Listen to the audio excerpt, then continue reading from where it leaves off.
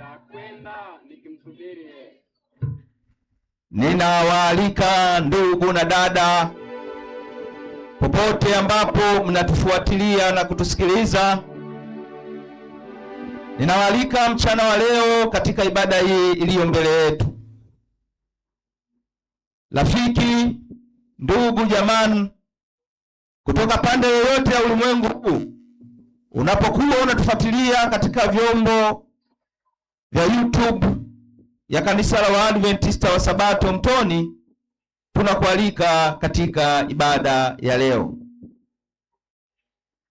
Nichukue wasaa huu kuwaalika sasa, tunapokwenda katika kipindi chetu cha ibada, napenda kuwatambulisha waliotuhudumia. Tunaye mzee wetu wa kanisa, Mzee Zebedayo Kimweli. Yeye ametusomea maandiko matakatifu pamoja na ombi la kichungaji. Tafadhali mzee, salimia washiriki. Bwana ni mwema wakati wote. Pembeni yangu tunaye mzee wa siku, mzee ambaye amejaa mvi zikiwa ni nyingi katika kichwa chake. Mvi hizi ni hekima, maarifa, uwezo na nguvu ya Mungu katika maisha yake.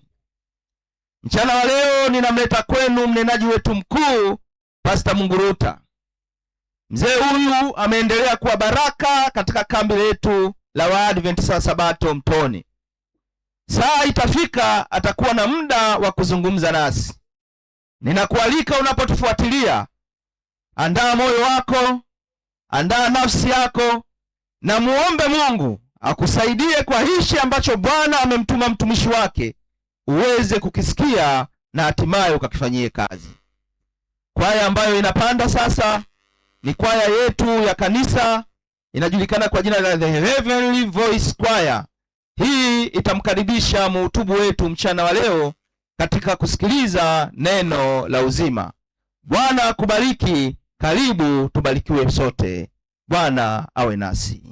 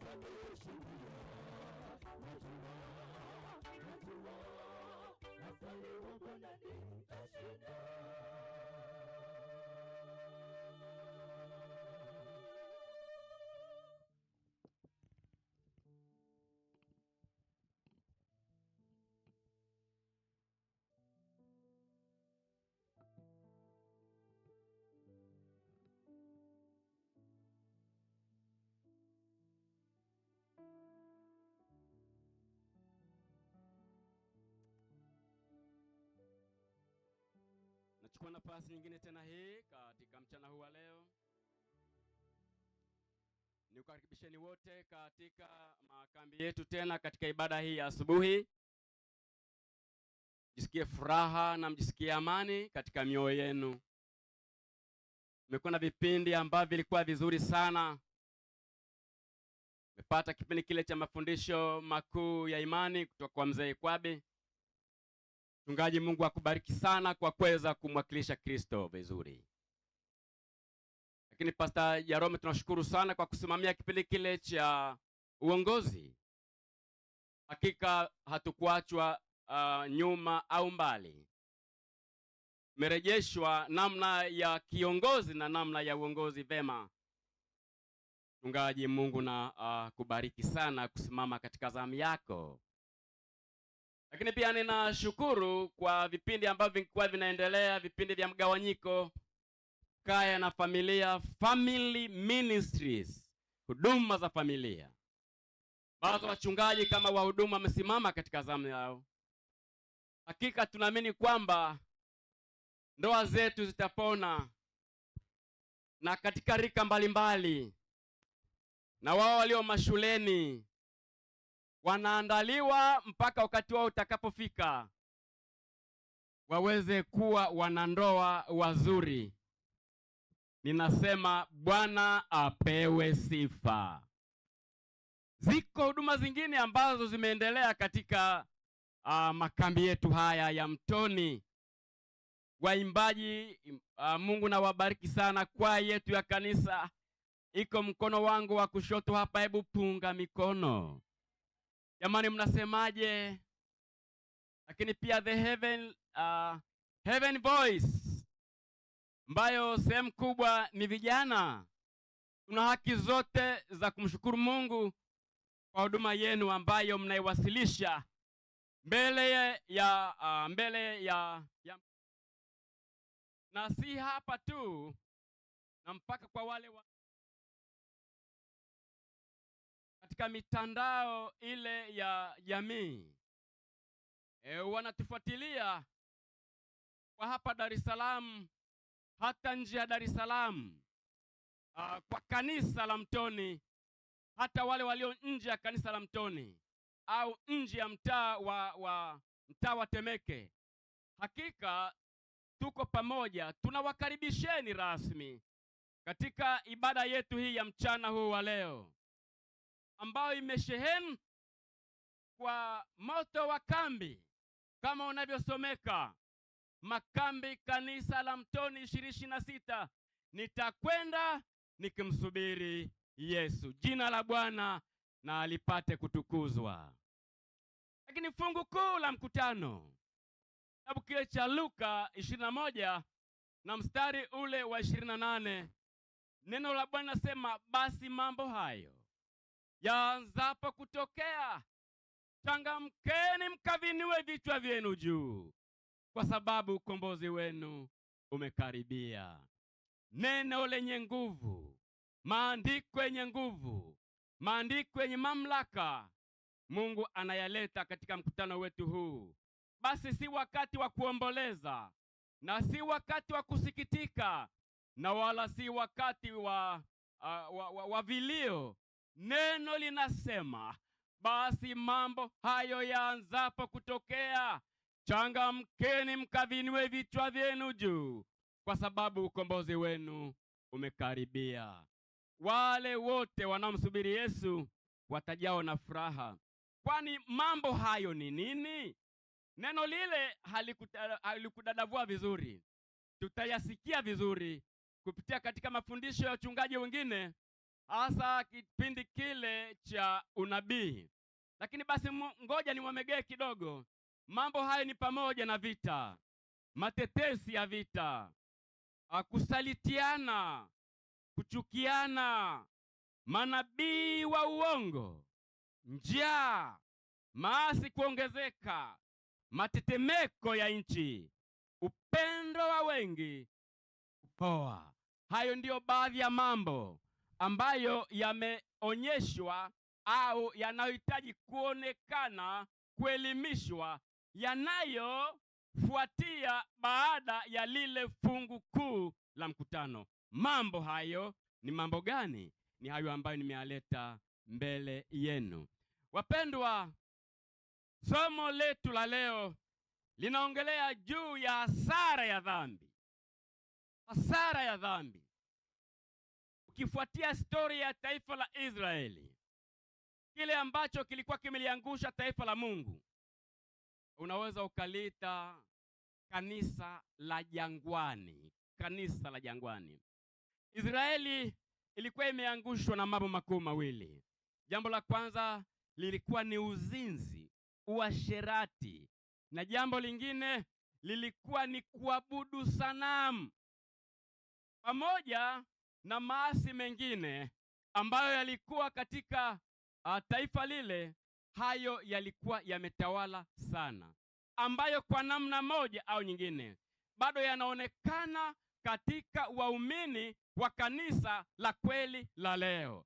Na ndio maana ya makambi haya. Hata jamii ambayo imetuzunguka wakati fulani inatoka nje ya neno la Mungu. Kuna watu wengi sana duniani wanaoabudu sanamu. Kuna watu wengi sana ambao wametawaliwa na uzinzi na uasherati. Lakini ninakuhakikishieni, wale ambao mnatutazama, mnatufuatilia, leo ni wakati wa kupona. Wale ambao wanamsubiri Yesu, wote wanaomsubiri Yesu wataachana na dhambi. Wale wote wanaomsubiri Yesu wataachana na dhambi. Dhambi zimeleta migogoro katika familia. Dhambi zimeleta migogoro katika ndugu na jamaa.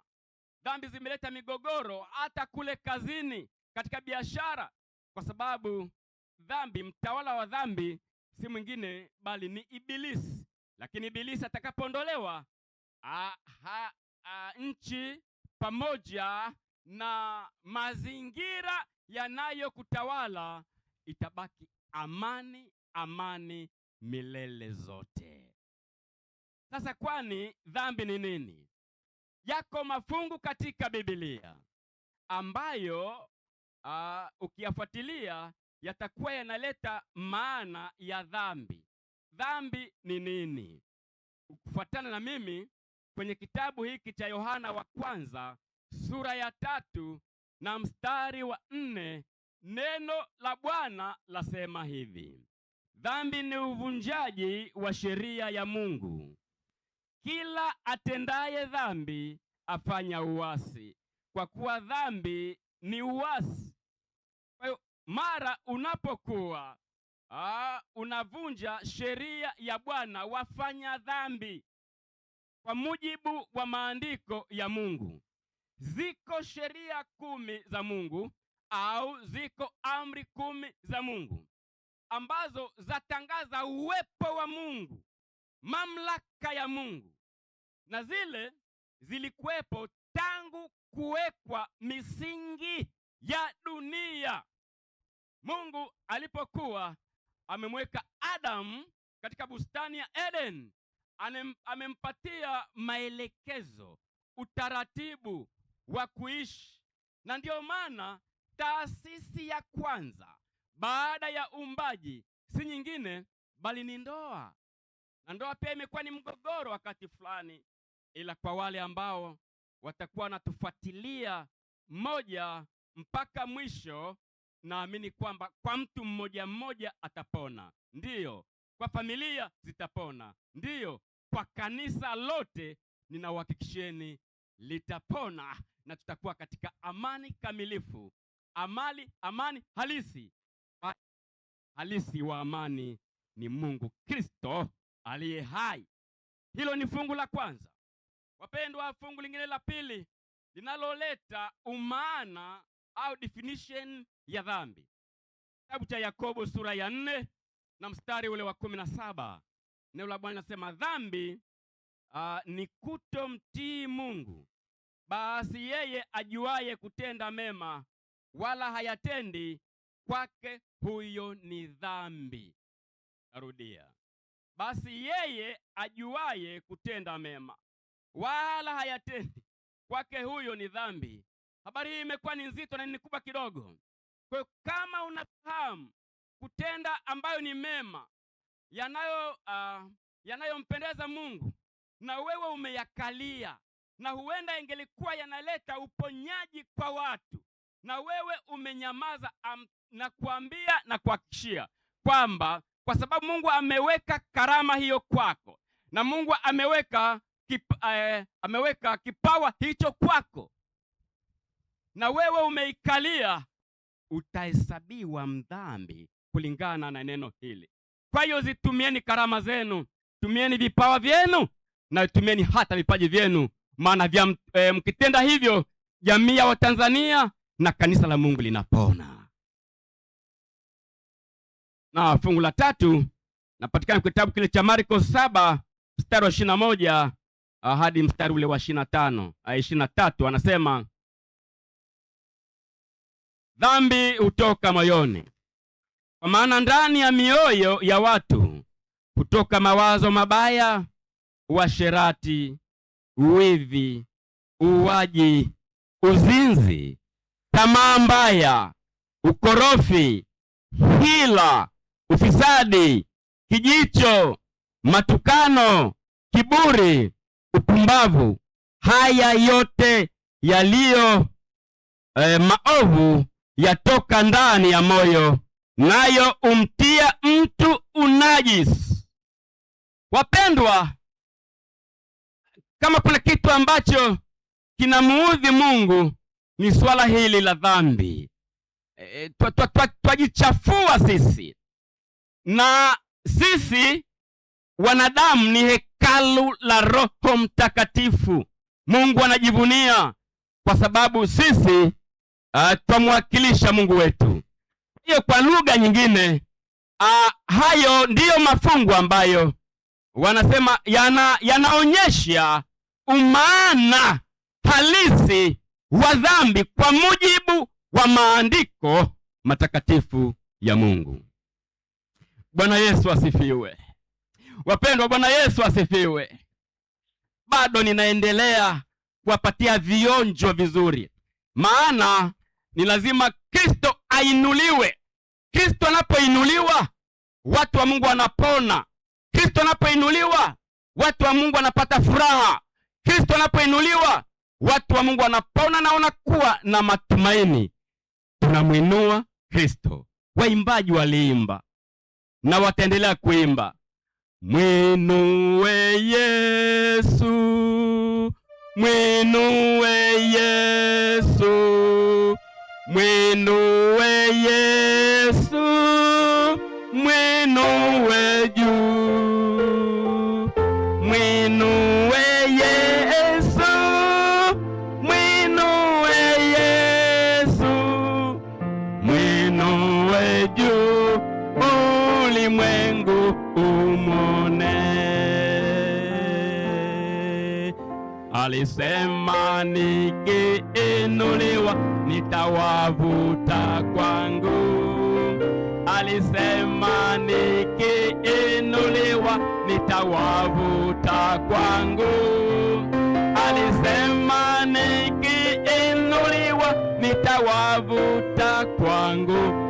Mwinueni, mwinueni, mwinuwe juu.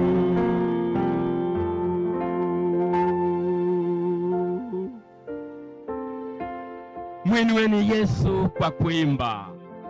Mwinueni Yesu katika sala. Mwinueni Yesu katika neno. Mwinueni Yesu ili jamii ya Watanzania na walioko nje ya Tanzania wakapate kupona. Mchakato wa dhambi. Mchakato wa dhambi. Dhambi ina hatua yake. Kitabu hiki cha Yakobo, kitabu cha Yakobo, fuatana nami sura ile ya kwanza. Yakobo sura ile ya kwanza, ndiyo, na mstari ule wa 14. Yakobo sura ya kwanza na mstari ule wa 14, neno la Bwana linasema, lakini kila mmoja hujaribiwa na tamaa yake mwenyewe, huku akivutwa na kudanganywa. Fungu la 14, halafu ile tamaa kisha huchukua mimba, huzaa dhambi, na ile dhambi kisha ukomaa huzaa mauti. Kwa lugha nyingine ni kwamba unavutiwa na tamaa, na baada ya kuvutiwa na tamaa, ile tamaa inakomaa na unaitenda dhambi, na baada ya kutenda dhambi yanakuja mauti. Tutaendelea kudadavua, maana baada ya tendo kinachofuata si kizuri, maana dhambi haizai tunda zuri, dhambi inazaa mauti. Mshahara wa dhambi ni mauti, bali uzima wa milele ni karama ya Kristo Yesu Bwana wetu. Tuendelee sasa, tuendelee kudadavua swala zima hili la dhambi. Niwachukue kidogo katika historia ya taifa la Israeli. Lakini katika utumishi mmoja wa mzee wetu mmoja anajulikana kwa Eli. Eli alikuwa ni kuhani.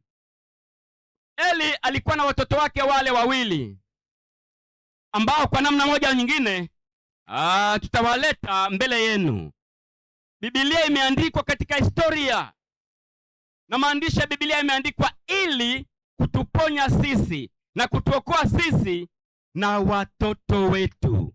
Yale yaliyofunuliwa ni yetu sisi na watoto wetu kwa ajili ya wokovu wetu na jamii zetu, lakini yale yaliyo ya siri si yetu, ni ya Mungu wetu. Huenda itafunuliwa baada ya kuweza kuingia mbinguni. Naam, kitabu kile cha Samueli wa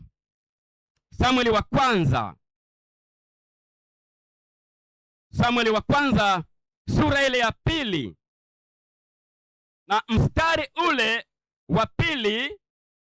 Samueli wa kwanza sura ya 2 na mstari ule wa 22.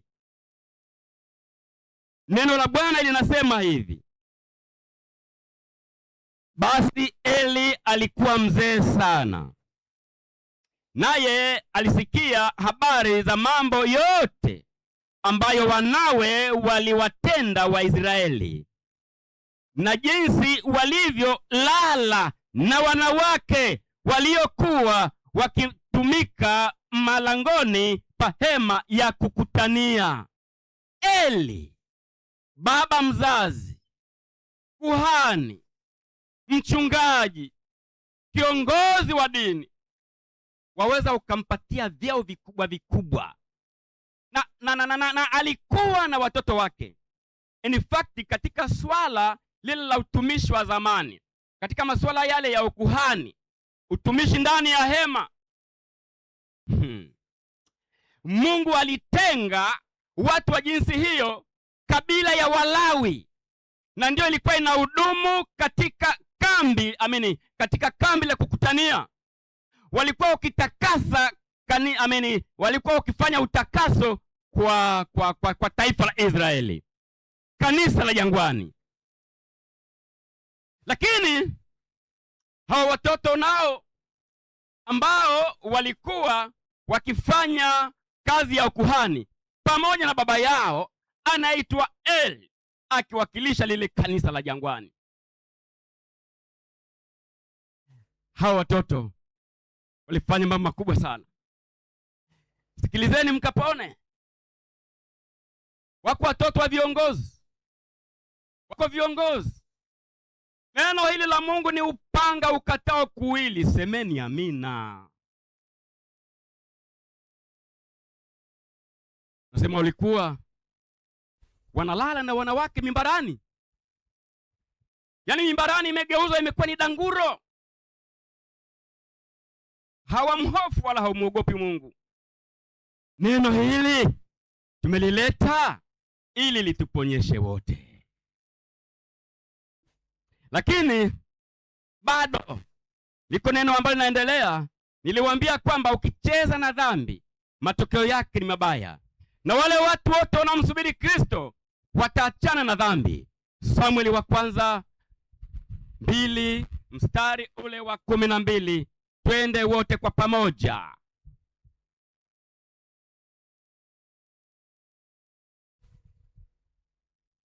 Samueli wa kwanza, ndio Samueli wa kwanza sura ya 2 na mstari wa 12. Biblia inasema, soma mpaka mstari wa 14.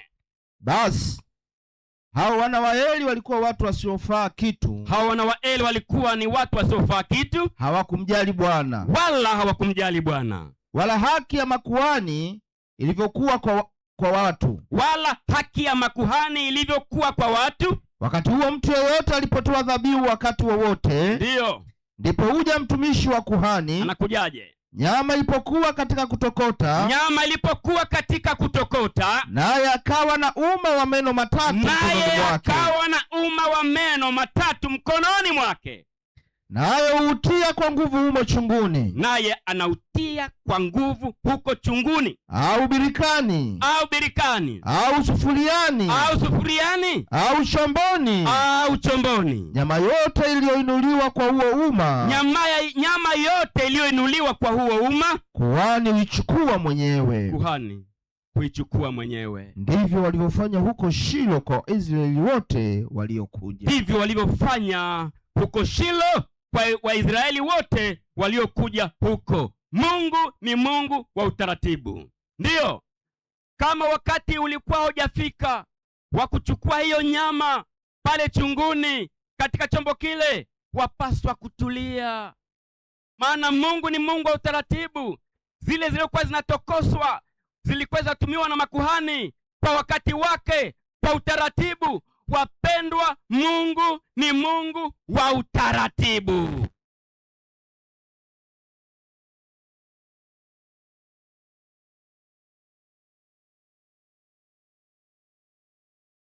Kwa hiyo walikuwa wanatenda mambo ambayo yalikuwa ni machukizo kwa Mungu. Hebu soma fungu la 15 hadi fungu la 17 tuone jinsi Mungu anavyo dadavua swala zima la dhambi. Mstari wa 15 anasema, yes, tena kabla ya kutekeleza mafuta huja mtumishi wa kuhani. Tena kabla ya kuteketeza mafuta huja mtumishi wa kuhani. Akamwambia yule mwenye kuitoa dhabihu, mtolee kuhani nyama ya kuoka. Kwa kuwa hataki kupewa nyama iliyotokoswa, bali nyama mbichi. Watu hao walikuwa wakali. Sitaki ya kutokoswa, ndiyo, bali nyama mbichi. Hata ya kutokoswa haachi ikatokoseka, haachi ikafika kwenye kiwango chake. Anaweka uma wenye meno matatu. Kuna uma ambazo ninaziona kule kwa tunakolia, zile sijui zina meno mangapi, lakini lile lilikuwa liuma likiwekwa pale katika mnofu, haliachi kitu. Vijana hao walikuwa ni vijana wa ajabu sana, na wakatenda yaliyo machukizo kwa Baba wa mbinguni. Mnategemea baraka au mnategemea laana? Fungu lile la 16 Biblia inasema, ndiyo, tena ikiwa mtu yule amwambia, hawakosi wataichoma moto hayo mafuta kwanza, ndiyo, kisha utoe kadri roho yako itakavyopenda. Ndipo usema, sivyo, lakini sharti unipe sasa hivi. Jamani, la hunipi, basi nitaitwaa kwa nguvu. Wako watu wanaotwaa vitu vya Mungu kwa nguvu. Hamtapona, hatutapona. Mungu ana mali zake, Mungu ana vitu ambavyo ni vyake, na ndio maana akasema kwamba fanya kazi siku 6 na siku ya 7 ukapumzike, ni sabato ya Bwana Mungu wako.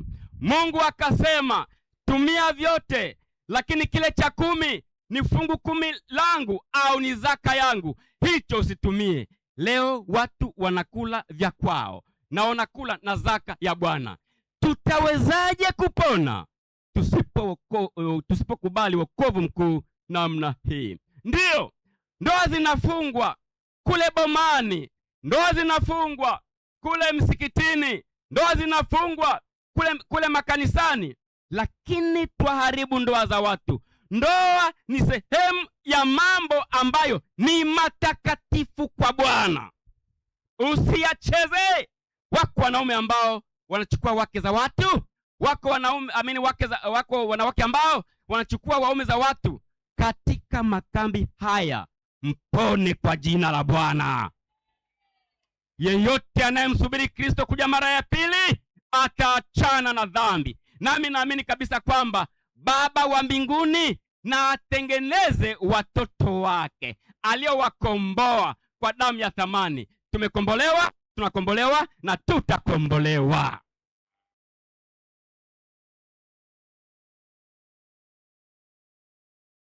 Wow.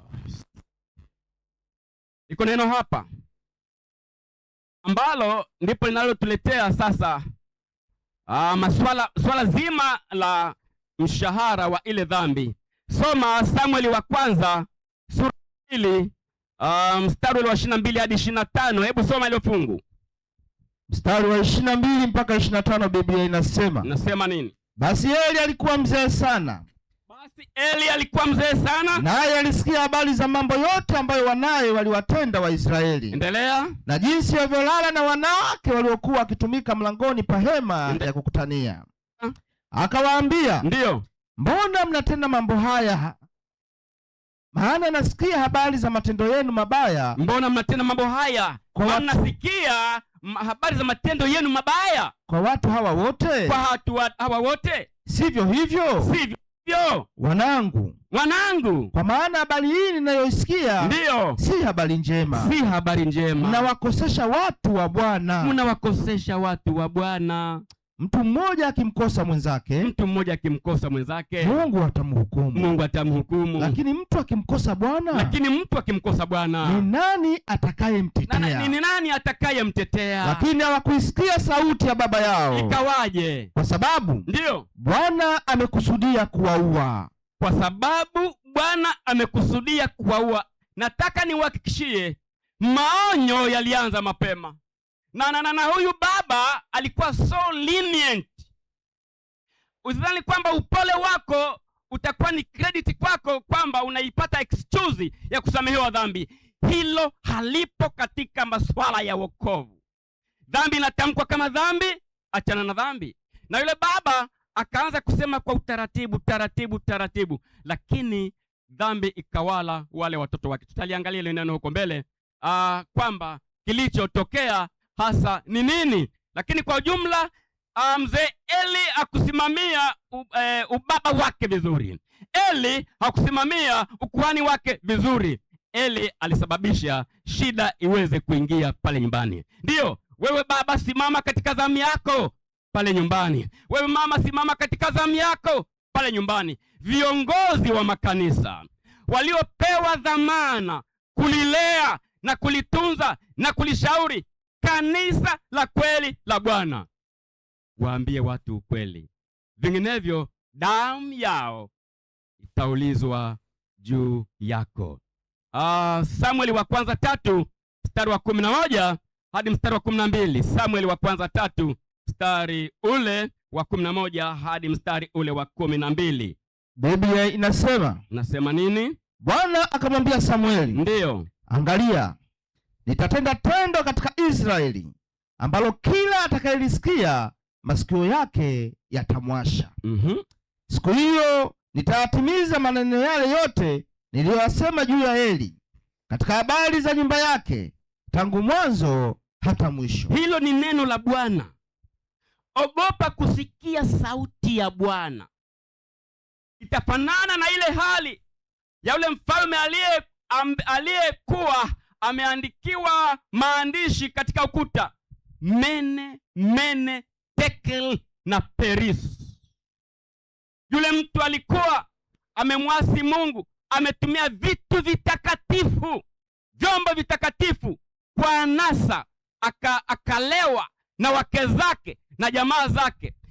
Mungu anaeleza neno hili, nitatenda tendo kubwa katika familia ya Eli. Ni kwa nini mpaka usikie sauti ya Bwana ikuijie kama nabii?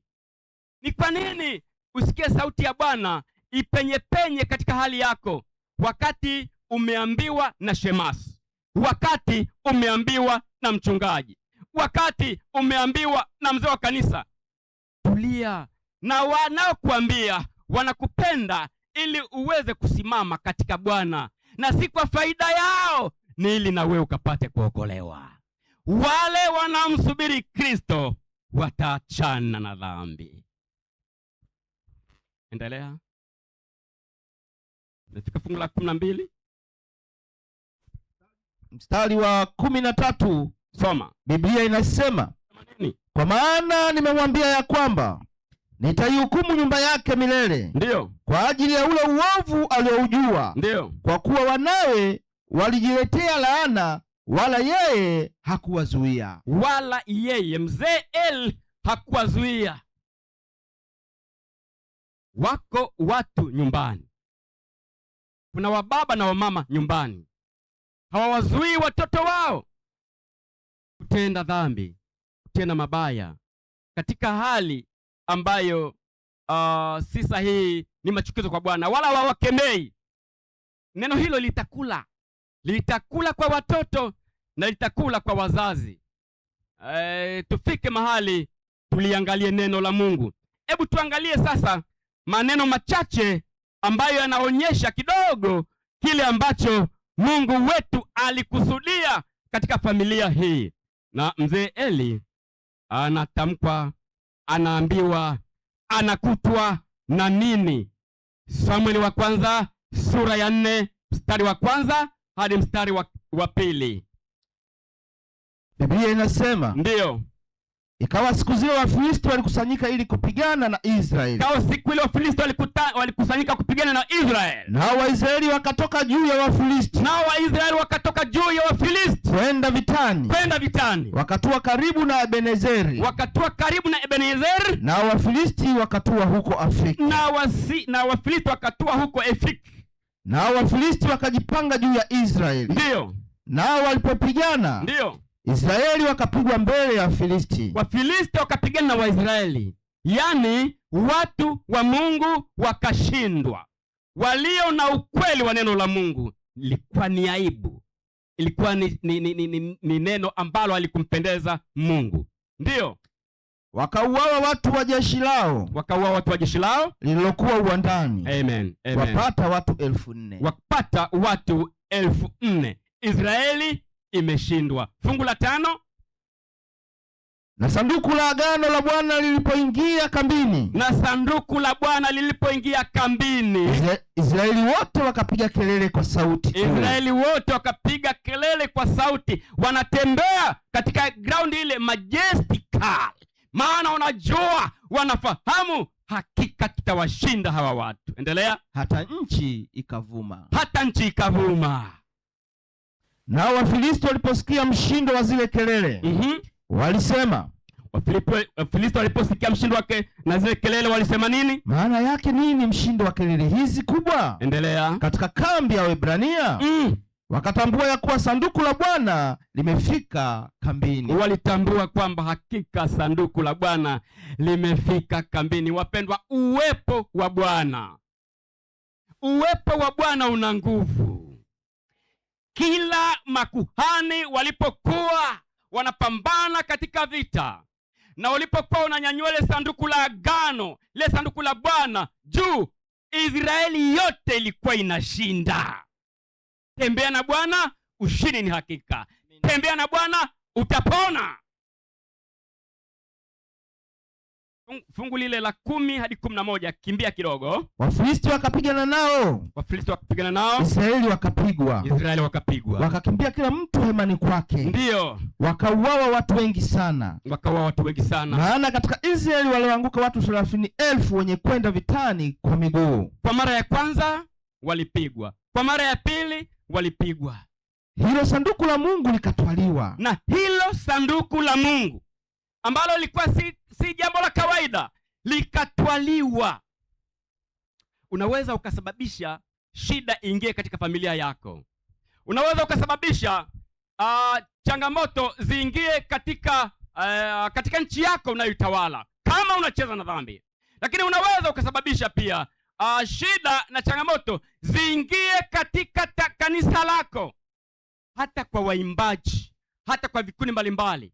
Kama viongozi hawatasimama imara, mutatekwa, mtapata shida, na hata maombi yenu hayatasikiwa, kwa sababu mwafanya machukizo ya Bwana. Ndio Israeli, niliwaambia kwamba walielewa kwamba tutashinda, walielewa kwamba tutafanikiwa, lakini niwaambieni hivi, swala si sanduku la agano kuinuliwa na makuhani, swala si sanduku la agano kuinuliwa na viongozi.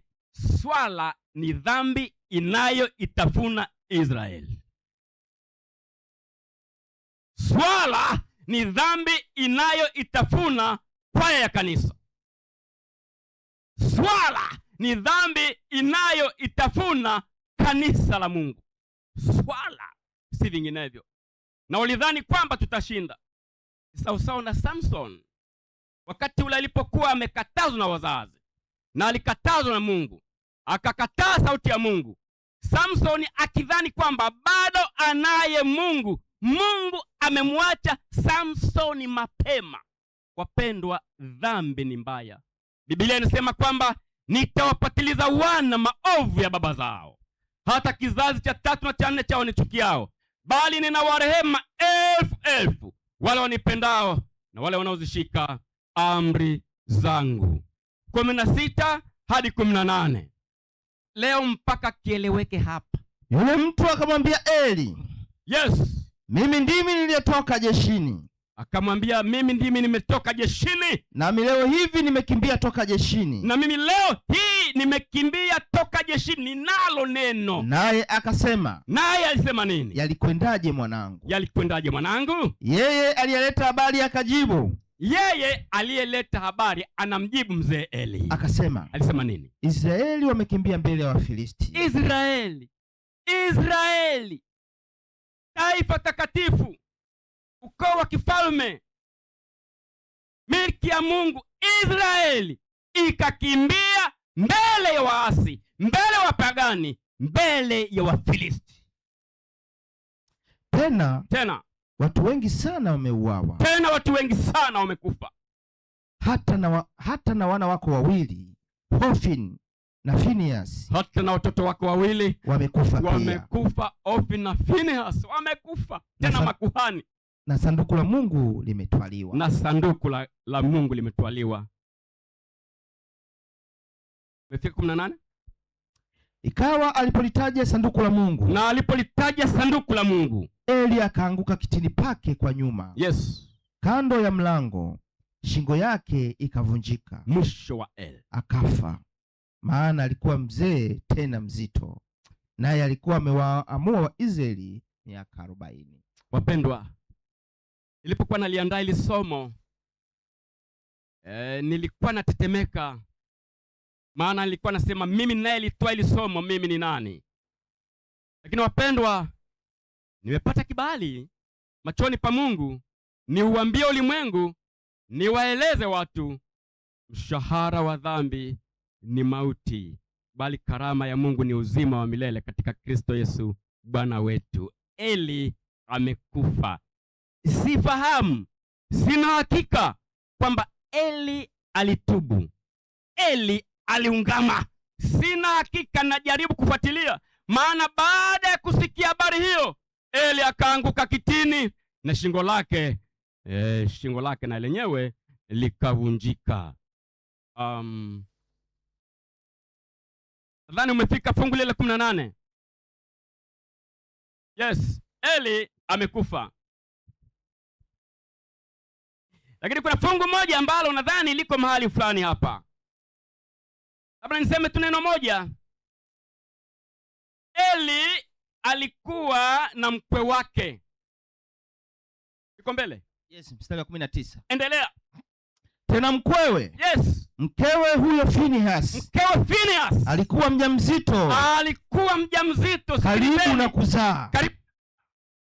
Basi ndio aliposikia habari ya kutwaliwa sanduku la Mungu, aliposikia habari za kutwaliwa sanduku la Mungu, na ya kwamba mkwewe na mumewe wamekufa, na ya kwamba mkwewe amekufa, sanduku limetekwa, mkwewe naye amekufa, yani mzee Eli, akajinamisha akazaa, maana utungu wake ulimfikiria. Alijinamisha. Kina mama, mnaelewa masuala hayo? maana utungu wake ulikuwa umemkaribia sana. Hata alipokuwa katika kufa, wale wanawake waliovulia karibu naye wakamwambia, wale wanawake waliokuwa karibu naye walimwambia nini? Usiogope. Usiogope, kwa maana umezaa mtoto mwanamume. Kwa maana umemzaa mtoto mwanamume. Walakini hakujibu kitu, wala hakumtazama. Akamwita mtoto Ikabodi. Sasa hayo ndiyo maneno. Yule mama akazaa katoto, mchungaji. Na yule mama baada ya kuzaa, yule mama akashikwa na mauti. Hakuendelea, misiba miwili. Mkwe amekufa, baba mkwe, alafu mtoto na yeye amekufa. Ila kile kitoto kichanga ambacho sasa kimebaki ndicho kikaitwa Ikabodi.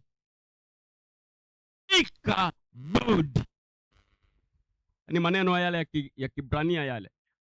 Maana yake ni nini? Maana yake ni nini?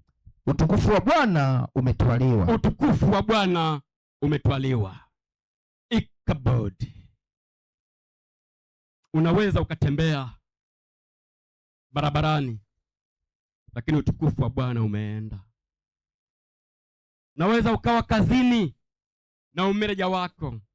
Unaweza ukawa kazini na ukuu wako, madaraka yako, lakini kwa kuliasi neno la Mungu ukaitwa Ikabodi.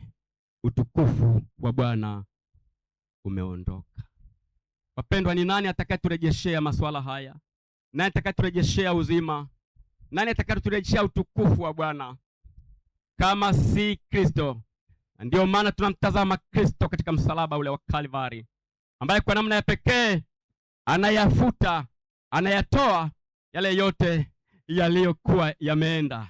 Muda wangu haunitoshi tu, lakini kuna kipengele cha msingi. Wale wote ambao walilihifadhi lile sanduku la agano, waliolihifadhi baada ya kuliteka, hawakuwa na usalama katika maisha yao. Walipigwa na majipu, walikufa. Hali ya hewa haikuwa ni nzuri kwao, mpaka lile sanduku la agano wakasema lirudi katika nyumba yao.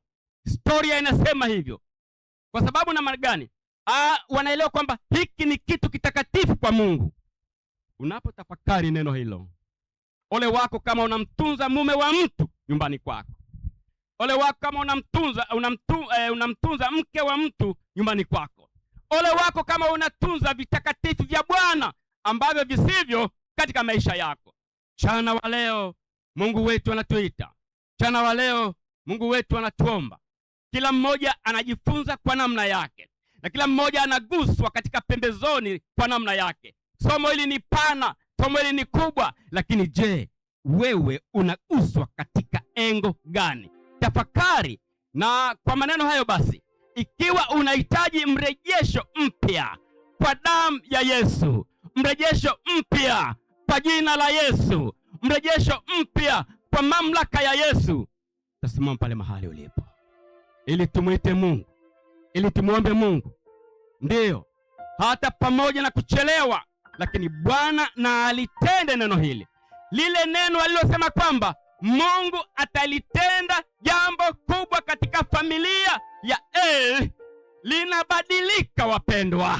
Mungu analitenda jambo zuri katika familia ya usafiri wa mbinguni. Kwa wale wote ambao nasema kwamba basi tunahitaji kutengeneza maisha yetu upya. Huenda wako kati yetu hapa, ninapofunga somo hili ninaguswa kwamba kuna watu ambao wako tayari kutengeneza upya maisha yao. Huenda walitembea nje, huenda walikuwa mbali na Mungu wao. Ndiyo, kwa dakika chache hizi ambazo ninazileta machoni pako, kabla hatujatoa ombi la mwisho, kama yuko mmoja ambaye anatamani kwamba mimi ninahitaji kutengeneza upya maisha yangu kwa njia ya ubatizo, namwomba aje hapa mbele. Hatutachukua muda mrefu sana kwa wito huu. Yeye anayesikia kwamba ninaguswa katika mazingira mbalimbali, katika kona mbalimbali, siko salama, ndiyo ninahitaji nijitoe upya, waweza ukaja hapa mbele. Waweza ukaja hapa mbele. Ninaelewa muda umesonga mbele, lakini nashawishika nashawishika niseme kitu kama hicho.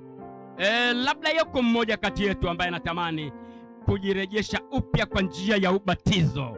Kama yuko kati yetu hapa, Roho wa Mungu ananigusa akaniambia kwamba sema neno hilo. Yuko mmoja ambaye anahitaji kutengeneza maisha yake, na kama yuko hapa, karibu hapa mbele. Asante sana. Ikiwa ni baba, ikiwa ni vijana, ikiwa ni mzee, ni wakati wako. Je, labda yuko? Tutaendelea kuita wito huu kila tunapokuwa tukimaliza ibada hii hapa. Tutaita wito huu. Neno hili sio dogo. Watu wanatamani kutengeneza maisha yao. Tukitoka hapa tunakwenda kula chakula, lakini Baba wa mbinguni atakuwa ametubariki. Je, yuko mwingine?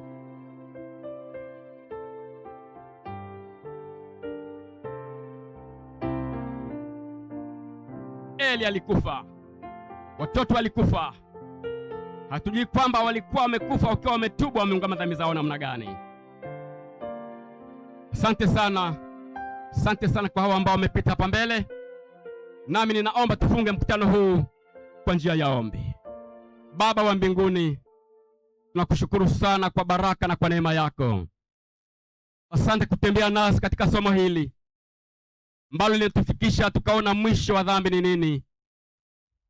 Hakuna faida bali ni hasara. Baba wa mbinguni, tushike mkono wote ambao wamesimama mbele ya mkutano huu, ambao kwa namna moja wanawiwa katika roho zao kwamba huenda kwa namna moja au nyingine hawako sawa, kwa sababu unaelewa kile kilicho ndani ya moyo wa kila mmoja. Baba, ukawasamehe dhambi zao. Na ninaomba kwamba na wale wanaotuangalia na kutufuatilia katika mitandao walisikia somo hili, hatunao hapa mbele, lakini watu wamechomwa mioyo yao. Basi ukawabatize kwa njia ya Roho wako Mtakatifu. Naam, na wewe Baba wa mbinguni, kwa njia ya Roho wako Mtakatifu waonyeshe njia ya kukimbilia, wakajisalimishe kwako kwa makanisa yaliyoko karibu nao. Neema yako na upendo wako na ushirika wa Roho Mtakatifu na utukufu wa Mungu Baba viandamane pamoja na kila mmoja wetu sasa na hata milele. Ni katika jina lake Yesu naomba na kushukuru. Amen.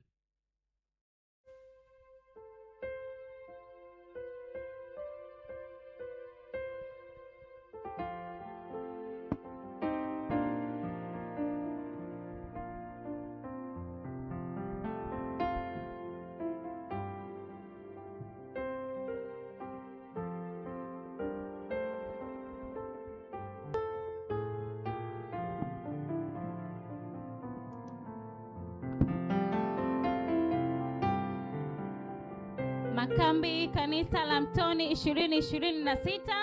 Nitakwenda nikimsubiri Yesu. Makambi Mtoni 2026. Nitakwenda nikimsubiri Yesu. Makambi Mtoni 2026. Nitakwenda nikimsubiri Yesu. Natumaini tumebarikiwa na Pastor amejua kutubariki zaidi na tumejua nini maana ya hasara ya dhambi.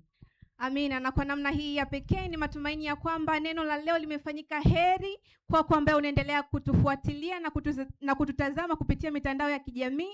Mungu akubariki sana kwa kutenga muda wako na kuungana nasi hata kufikia muda huu. Na nikujuze tu ya kwamba wakati huu tupo mianzo kabisa mwa kambi hili, na leo yapata siku ya kwanza ya kuanzishwa kwa kambi hili, na tunazo siku 6 hapo mbeleni. Kwa hivyo niendelee kukukaribisha, endelea kuungana nasi, lakini pia unapotazama kupitia link na kurasa zetu za YouTube, endelea kushare jumbe hizo, endelea kulike pamoja na kusubscribe. Mungu akubariki unapoendelea kufuatana nasi na na kuwa pamoja nasi katika vipindi hivi, na Mungu akubariki sana. Amina. Usiondoke, chakula kipo, pia vipindi vingine vinaendelea. Mungu awabariki. Amen. Tuwatakie mchana mwema. Amina.